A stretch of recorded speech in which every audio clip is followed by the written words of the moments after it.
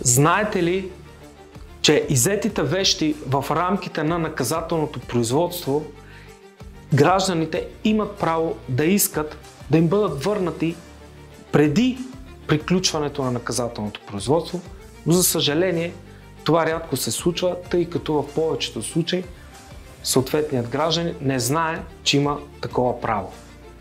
Тези случаи, за съжаление, се търпят неблагоприятни последици, които могат да рефлектират върху функционирането на лицето в икономически или друг план.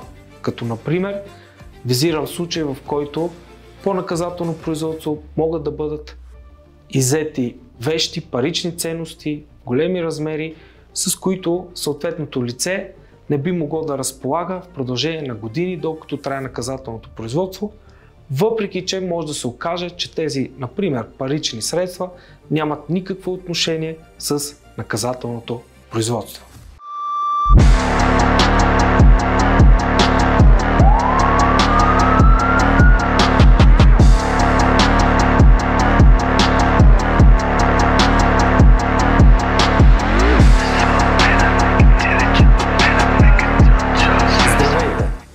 Аз съм адвокат Сокол Нетков от дадена правозащитна дейност вече повече от 10 години и сега ще говорим за това как много хора чакат страшно много време, докато трае наказателното производство и с иззети техни лични вещи, без да знаят, че всъщност имат право да поискат от съответният орган, в зависимост къде се намира производството наказателното, дали е в досъдебна фаза или в съдебна фаза, да поискат да им се върнат иззетите вещи при отговаряне на определени условия.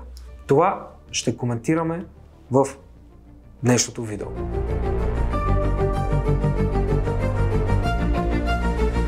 Какво представляват веществените доказателства в наказателното производство?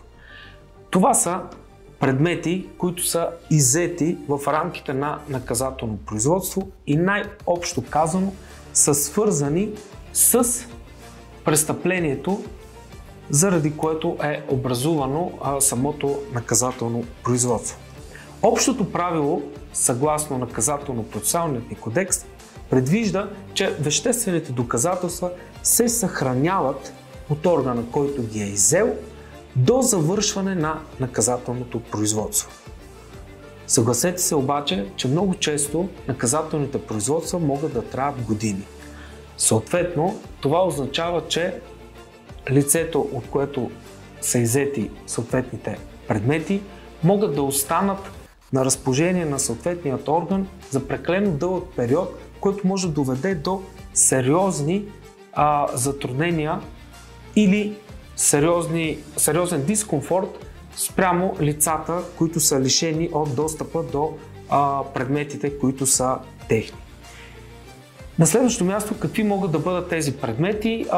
Те могат да бъдат най-различни по вид, но в общи линии най-често са пари, електронни устройства, могат да бъдат документи, могат да бъдат също така и моторни превозни средства, ключове и така нататък и така нататък. В определени случаи обаче темата, която коментираме, е изключително чувствителна, тъй като съгласете се с мен, че ако иззета една сума пари, която няма нищо общо с престъплението, това нещо би могло да затрудни възможността съответното лице, включително чисто икономически, да функционира нормално, т.е. да се създаде една сериозна дисфункция от икономически характер. От друга страна, а това е така доста харесвано, за съжаление, от страна на органите, които са ангажирани с наказателното производство, от друга страна това може да блокира достъпа на съответното лице до адвокатска защита поради липса на средства. Така че следва много внимателно да се анализира във всеки един момент възможността определени иззети вещи да бъдат върнати на правоимащите, а един такъв анализ естествено може да се направи при организирана добра адвокатска защита.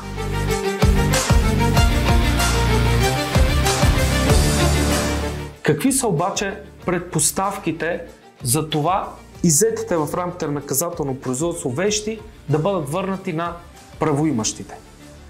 Най-общо казано, вещите, които се иска да бъдат върнати на правоимащите, не следва това действие да затрудни разкриването на обективната истина от една страна, от друга страна самите вещи не трябва да бъдат обект на административно нарушение и разбира се също така вещите не трябва да бъдат предмет или средство на престъплението. Извън тези хипотези, правоимащото лице има право да направи такова искане до съответният орган, който е иззел съответните вещи. Разбира се, това искане трябва да бъде добре аргументирано, за което следва да се ползва, да се организира добра адвокатска защита.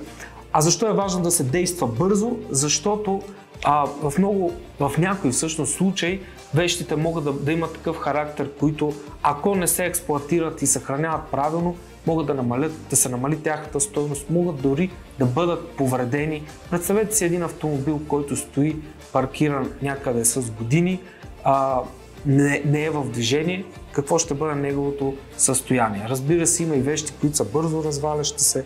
На следващото място, естествено, паричните средства пък създават дисфункция в икономическото функциониране на лицето. Така че във всеки един случай е добре да прибегнете към бърза и навременна консултация с адвокат по въпроса, свързан с това има ли възможност и налице ли са предпоставките да се поискат иззетите вещи да бъдат върнати на правоимащите.